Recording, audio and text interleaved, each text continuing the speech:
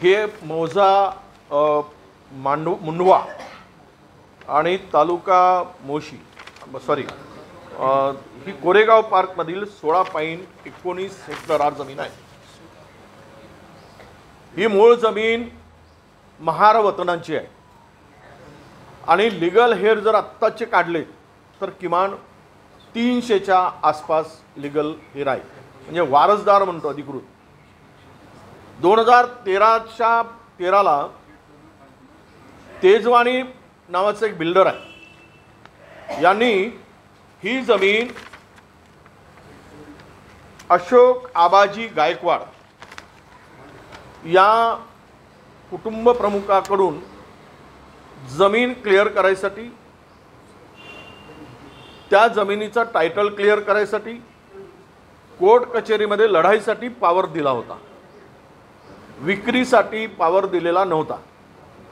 या तेजवानीनी पेपरमध्ये गडबड करून हेराफेरी करून चुकीच्या पद्धतीनं तो पावरचा वापर केला। 2013 पासून केवळ टायटल क्लिअरसाठी दिलेल्या पावरचा वापर करत असताना संबंधित कुटुंबांनी, म्हणजे गायकवाडांचे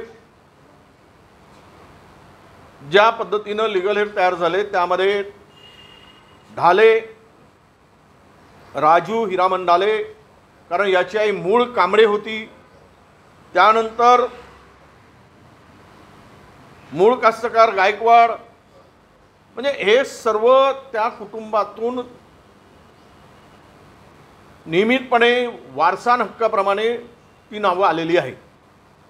याचा मूळ मालक हा महार कुटुंबातील महार वतनाच्या कुटुंबातील व्यक्ती आहे। मी जे नावं सांगितले या तेजवानींना संदर्भात महसूल विभागाकडे, जिल्हाधिकाऱ्याकडे, प्रांतकडे की हा आमच्या पॉवर ऑफ अटर्नीचा चुकीचा वापर करतो आहे अशा पद्धतीनं या सगळ्या कुटुंबांनी तक्रारी वारंवार 2013 पासून केल्या। अद्यापही टायटलवर नाव क्लिअर नाही, तो सरकारी म्हणूनच आहे, परंतु 2020 मध्ये, कारण महार वतनाच्या जमिनीच्या टायटल क्लिअरसाठी जिल्हाधिकाऱ्यांना अधिकार आहे, त्यामध्ये 2020 मध्ये जो फेरफार झाला त्यामध्ये राजू ढाले आणि गायकवाड मूळ कास्तकार यांची नावं आलेली आहेत, फेरफारमध्ये आलेली आहे। टायटल क्लिअर करायसाठी ज्या केंद्रीय संकडी ही जी काही जागा दिली हे लँड एक्विजिशन न करता दिली। लँड एक्विजिशनची प्रोव्हिजन जर झाली असती तर मूळ मालकाला त्याचा मोबदला 2013च्या लँड एक्विजिशनच्या कायद्यानुसार द्यावं लागलं असतं। या एकाही मालकाला त्याचा मोबदला मिळाला नाही। ही जमीन सरकारच्या नावाने का झाली तर यांनी त्या जमिनीचे जे काही टॅक्स आहेत किंवा त्याच्यावर असलेली लायबिलिटी आहे सरकारची ती न भरल्यामुळं, ज्याला आपण जमिनीचा काय म्हणतो त्याला टॅक्स म्हणतो किंवा मुद्रांक शुल्क नाही, ती जमिनीचे जे काही सरकारी टॅक्स लावला जातो ते न भरल्यामुळं या जमिनी सरकारने जमा केल्या होत्या। पण जिल्हाधिकाऱ्यांनी ढालेंच्या नावाने, गायकवाडांच्या नावाने 7/12 तयार करण्याचे आदेश दिले, फेरफार करण्याचे आदेश दिले। ही खरं म्हणजे मूळ मुद्दा असा येतो की मूळ मालकाला विश्वासात न घेता, टायटल क्लिअर नसताना या तेजवानींनी पॉवर ऑफ अटर्नीच्या भरोशावर हे जे बिल्डर आहेत, ज्या बिल्डरचं नाव आहे अमेडिया एंटरप्राइजेस LLP तर्फे दिग्विजय अमरसिंह पाटील आणि या कंपनीमध्ये दुसरं नाव आहे पार्थ पवार भागीदार। ही जमीन जर टायटलच क्लिअर नाही, 7/12 जर सरकारच्या नावानं आहे किंवा त्या केंद्रीय कुठली ती कमिटी आहे त्या नावाने आहे असं आपले केंद्रीय एक कंपनी आहे किंवा ऑफिस आहे त्या नावाने जर असेल तर याची सेलडीड झाली कशी, केली कशी? म्हणजे मुळात प्रकरण इथून सुरुवात होतो की माझ्या नावाने 7/12 नाही, ते न बघता प्रॉपर्टी क्लिअर नसताना काल जिल्हाधिकाऱ्यांनी सांगितलं की अजूनही 7/12वर नाव हे सरकारचंच आहे. या संदर्भात यापूर्वी या सगळ्या मंडळीकडे याच पार्थ पवार आणि कंपनीचे काही जवळचे बिल्डर गेले होते. त्यांनी ही जमीन मागितली होती. त्यांनी सांगितलं की आमच्या नावाने जमीन होऊ द्या, मग आम्ही खरेदी विक्रीचा व्यवहार काय ते करू. या सगळ्यांनी त्या तेजवानी नावाच्या बिल्डरला पकडलं, शीतल तेजवानी, आणि ही खरेदी विक्री करून घेतली. मुळात हा व्यवहारच पहिल्यांदा रद्द होण्याची आवश्यकता आहे, कारण जमिनीचा मालक सरकार आहे, खरेदी विक्री होऊ शकत नाही. हा 420चा गुन्हा आहे. पहिल्यांदा यांच्यावर 420 अंतर्गत या दोघांवरही गुन्हा दाखल झाला पाहिजे, ही आमची मागणी आहे. ही फसवणूक आहे. सरकारच्या जमिनीची परस्पर विक्री करणं. आता इथे खरं म्हणजे ईडी सीबीआय काय झोपले आहेत का हे लक्षात घेतलं पाहिजे. अशा व्यवहारामध्ये त्वरित लक्ष घातलं पाहिजे. हे प्रकरण इतकं मोठं आहे की यामध्ये लक्ष घालण्याची आवश्यकता आहे असं मला वाटतं. आणि 300 कोटीच्या व्यवहारामध्ये केवळ एक की IT पार्कचा रिझोल्युशन ही आपली ही भागीदार कंपनी एक रिझोल्युशन पास करते आणि त्या भरोशावर मुद्रांक शुल्क माफ केला जातो. हा तर पराकोटीचा अपराध आहे. म्हणजे 500 रुपयाच्या स्टॅम्प पेपरवर हे जे लोकांनी 24 तासात परवानगी दिली, खरं म्हणजे IT पार्कसाठी रीतसर त्या जमिनीवर रिझर्वेशन पाहिजे, त्या अमुक कारणासाठी ते लावून घ्यायला पाहिजेत. ते केलं गेलं नाही. फक्त खरेदी व्यवहार झाला आणि एकाने आम्ही IT पार्क टाकतो म्हणून एक ठराव पास केला कंपनीनं आणि त्या भरोशावर त्याला एवढ्या मोठ्या 21 कोटीचा एक्झम्पशन दिला जातो, माफी दिली जाते. म्हणजेच यामध्ये किती मोठा गैरव्यवहार सरकारच्या माध्यमातून होतो आहे मी मुद्दाम सांगेल. आणि त्यासाठी त्याला जी काही परमिशन 24 तासात दिली ते उद्योग संचालनालय हे सुद्धा गुन्हेगार आहेत. त्यांच्यावर सुद्धा कारवाई होणे अपेक्षित आहे. अपेक्षित नाही, कारवाई झालीच पाहिजे. तुम्ही कुठलीही कमिटी जर आपली कुठलीही कंपनी जर ठराव पास केल्याबरोबर त्याला जर तुम्ही मुद्रांक शुल्काची माफी देत असाल तर हे कुठल्याही नियमाला धरून नाही, कुठली फाईल नाही. मी काल सांगितलं राफेलच्या स्पीडनी ही फाईल फिरली. या मुंढवा परिसरामध्ये अशाच पद्धतीनं महारवतनाच्या जागा, क्लास 2च्या जागा या ज्यावेळेस ॲग्रिकल्चर पर्पजसाठी दिल्या होत्या त्यांना, कृषी वापरासाठी, त्याचा वापर जर कमर्शियल करायचं असेल, रेसिडेन्शियल करायचं असेल तर त्या जमिनीला भोगवटदार वर्ग 1 केल्यानंतर करायचं प्रोव्हिजन काय आहे की ते करू नये असंच आहे. आणि ते 2च वर्ग राहील. आणि ज्या वेळेस त्या जमिनी सरकारच्या जमिनी त्याचं रजिस्ट्रेशन किंवा त्याची खरेदी विक्री होत असेल तर कमर्शियल वापरासाठी 75% प्रत्येक खरेदी विक्रीच्या वेळेस तो सरकारचा नजराना भरावा लागतो. परंतु या पुण्यामध्ये आतापर्यंत अशा प्रकारचा कुठल्याच प्रकारचा परवाना आपला नजराना भरला गेला नाही. मी जिथे काम करतो आहे, मी लोकलेखा समितीचा अध्यक्ष म्हणून असे पुण्यातील जवळपास 50 प्रकरणं माझ्याकडे सुनावणीसाठी आले किंवा एजीनी त्यामध्ये पॅरा काढलेला आहे की इथे मुद्रांक शुल्काची चोरी झाल्याची त्या संदर्भातली साक्ष आमच्याकडे सुरू आहे। अनेक प्रकरणं त्यामधून येत आहेत।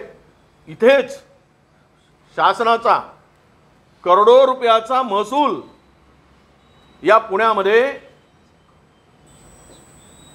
बुडालेला आहे, लूट केली आहे, चोरी केली आहे, हे आता स्पष्ट झालेलं आहे। या प्रकरणामध्ये 100% हे कंपनीचे लोक, हा तेजवानी मालक नसताना आज एवढ्या मोठ्या प्रॉपर्टीची ज्याचं व्हॅल्युएशन मार्केटमध्ये 1800 कोटीच्या जवळपास आहे, आत्ताचे दर पाहिले तर मार्केट दराप्रमाणे 1800 कोटी रुपयाची ही मालमत्ता, मालकाचा पत्ता नाही, सरकारी जमीन खरेदी विक्री करून घशात घालण्याचा प्रयत्न सत्तेमधील बसलेल्या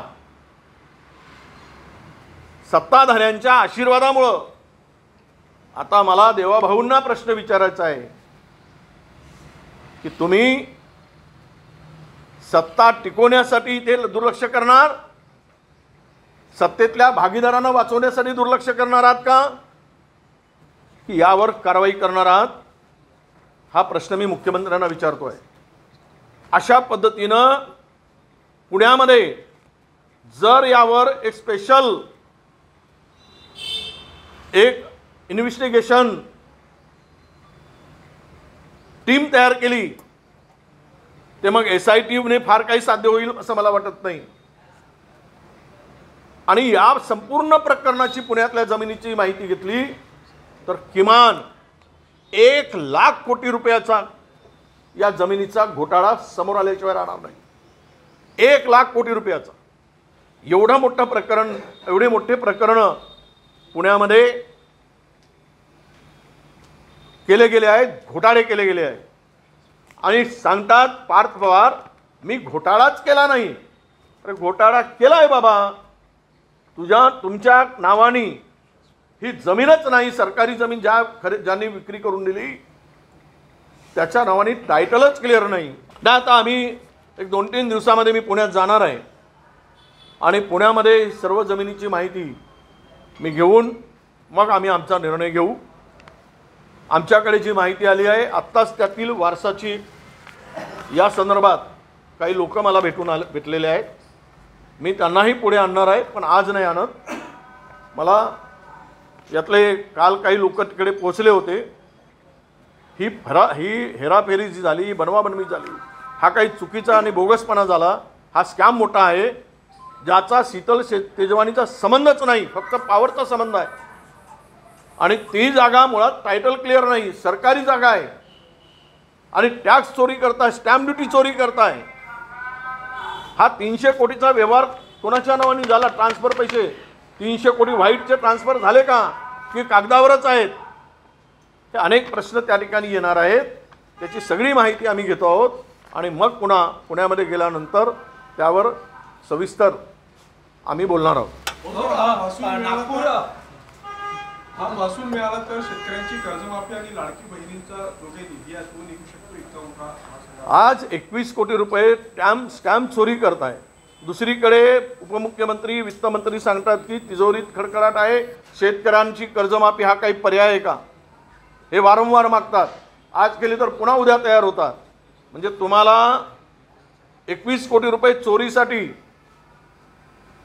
टॅक्स आपल्या स्टॅम्प ड्युटी बुडवण्यासाठी तुम्हाला काही वाटत नाही।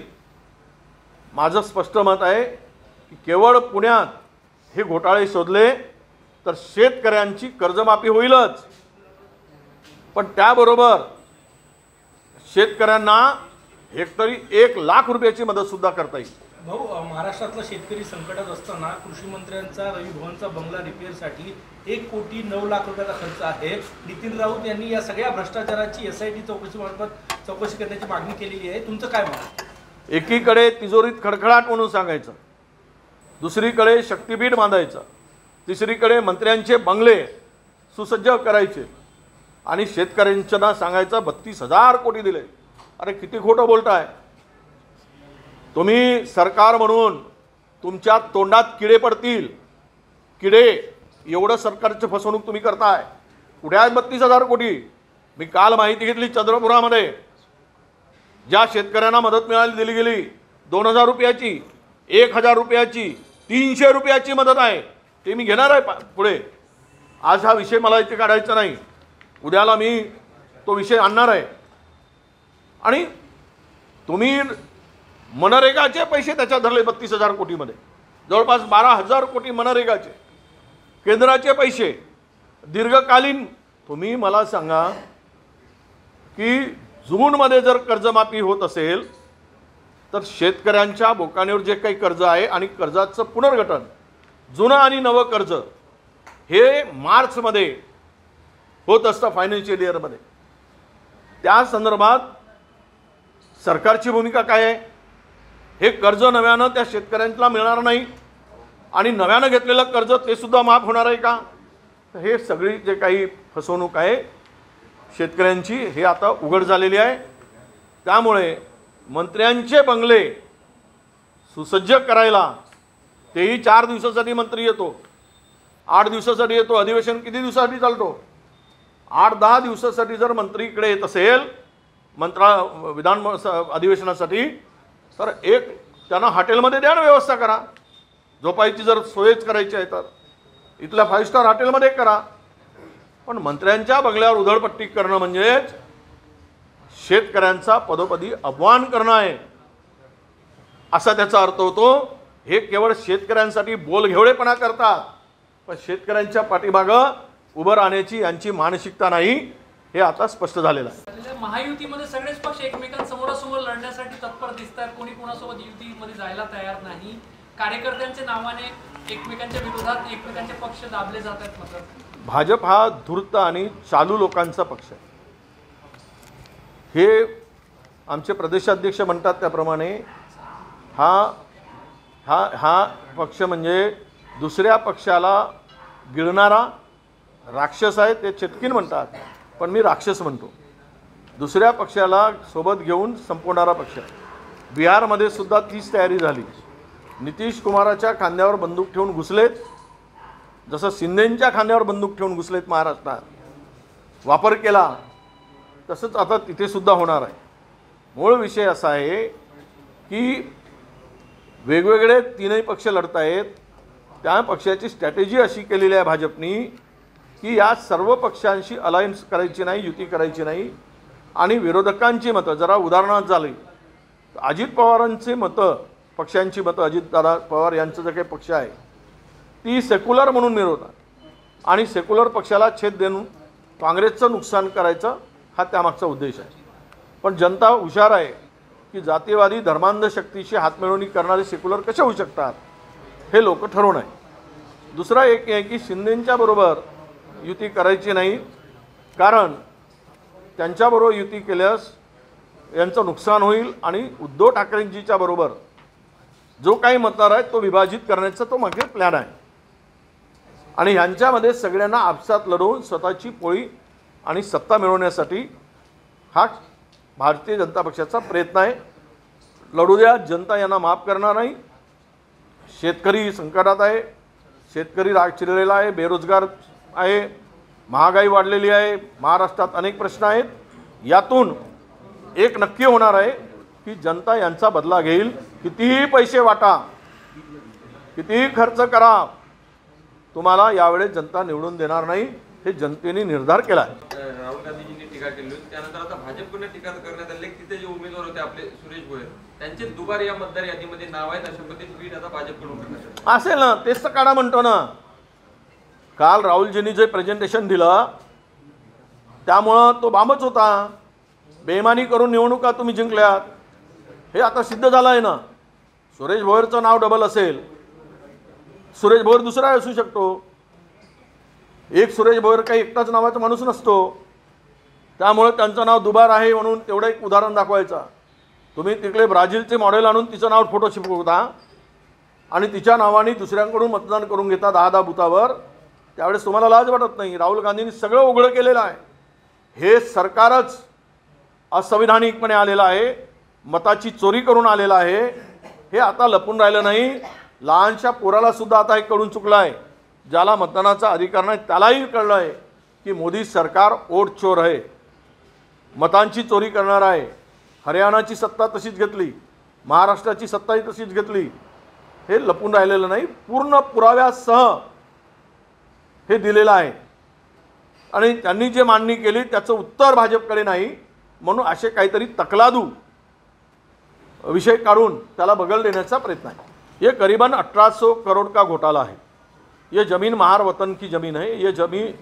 ये जगह को कोई खरीदी खत नहीं बना सकता है, क्योंकि टाइटल इस जगह का क्लियर नहीं है. मूल मालिक के नाम से फेरफार का ऑर्डर, उसको ट्रांसफ़र करने का ऑर्डर या रिकॉर्ड में बदल करने का ऑर्डर कलेक्टर ने 2020 तक दिया है. अब ये इस स्थिति में इस ज़मीन का व्यवहार करके ये जो कंपनी है, इन कंपनी ने पार्थ पवार की और उनके पार्टनर की जो कंपनी है, इन्होंने हेराफेरी की है. ये 400 BC की है और इनके ऊपर ये जो भी किया है इनके ऊपर कार्रवाई होने की आवश्यकता है, ऐसा मुझे लगता है. ये ज़मीन का व्यवहार रद्द होना चाहिए, मूल मालिक को ज़मीन देना चाहिए, जो मूल मालिक है उसके नाम से ज़मीन होना चाहिए. और सरकार ने इसमें हस्तक्षेप करके जिन्होंने ये घोटाले को साथ दिया है, चाहे वो रजिस्ट्रार से लेकर तो स्टैम्प ड्यूटी में एग्जम्पशन देने की जो ऑर्डर किया है, इन सब के ऊपर 420 के तहत गुना दाखिल होना चाहिए. ये हमारी मांग है. राहुल गांधी ने प्रेस कॉन्फ्रेंस में फिर वोट चोरी का मुद्दा लिया है. बिहार के चुनाव के कुछ दिन पहले ये वोट चोरी का मुद्दा लिया. मेन मुद्दा साइड में रख के वोट चोरी का मुद्दा सामने ला रहे हैं. वोट चोरी हुई है ना, जैसे अभी बिहार में वो करने जा रहे हैं. वो बिहार में दिखाए ना लोगों को, किन लोगों के वोट उसने वोटर लिस्ट से निकाल दिया है. ये क्या बेईमानी नहीं है क्या?